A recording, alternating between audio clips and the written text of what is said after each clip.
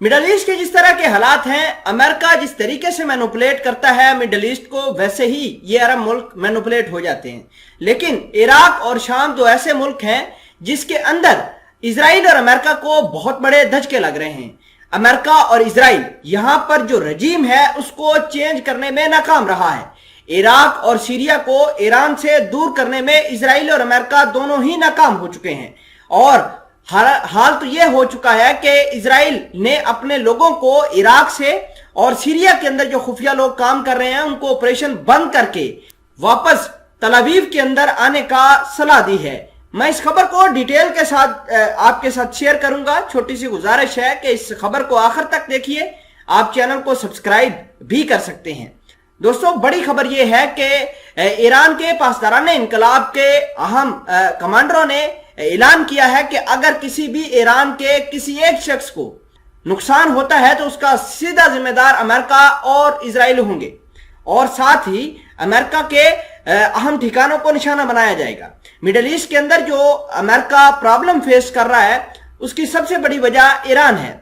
और इजराइल को जो है अमेरिका वालों ने यह कहा है कि आप जिस तरीके से मर्जी मैनिपुलेट करें, ईरान को, सीरिया को, इराक को, अमेरिका आपकी सपोर्ट करेगा। ईरान के कमांडरों ने यह भी कहा है कि अगर कुछ मामलात उस लेवल पर जाते हैं तो हम तल अवीव और हिफा जैसे शहरों को ईंट से ईंट उसकी बजा देंगे। जिसके बाद इजराइल के जो सिक्योरिटी ऑफिसर्स हैं वो तुर्की, जॉर्डन, सीरिया और दीगर ममालक में काम करने से कतरा रहे हैं। तो आप खुद अंदाजा लगाइए कि इजराइल जो अपने आप को ये कहता है कि उस जैसी किसी की बड़ी फौज नहीं है, उस जैसा किसी के पास सिस्टम नहीं है, आज वो ईरान के पासदारान इनकलाब के जनरलों से, उनकी धमकियों से डर के घर बैठ गए हैं। साथ ही उनका यह कहना है कि हमें खबरें मिल रही हैं कि ईरान ने मुख्तलिफ ममालिक के अंदर अपने जंगजू, खुसूसन छापा मार जो लोग हैं वो भेजे हैं, जो किसी वक्त भी इजराइल के लोगों को टारगेट कर सकते हैं।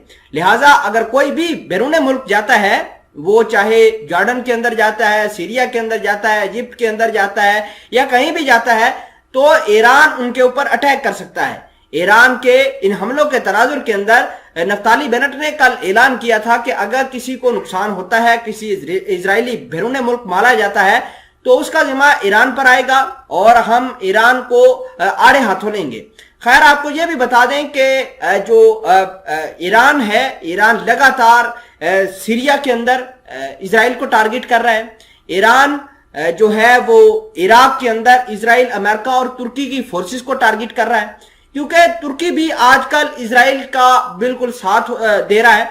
और हमने पिछले दिनों इराक के अंदर देखा कि इराक के अंदर किस तरीके से तुर्की की फौज जो है वो नुकसान उठा रही है। तुर्की की फौज के ऊपर ड्रोन हमले हो रहे हैं। न सिर्फ तुर्की की फौज इराक के अंदर मार खा रही है, बल्कि सीरिया के अंदर भी ये जो जंग लड़ रहे हैं कुर्दों के खिलाफ, वहां पर भी नुकसान हो रहा है।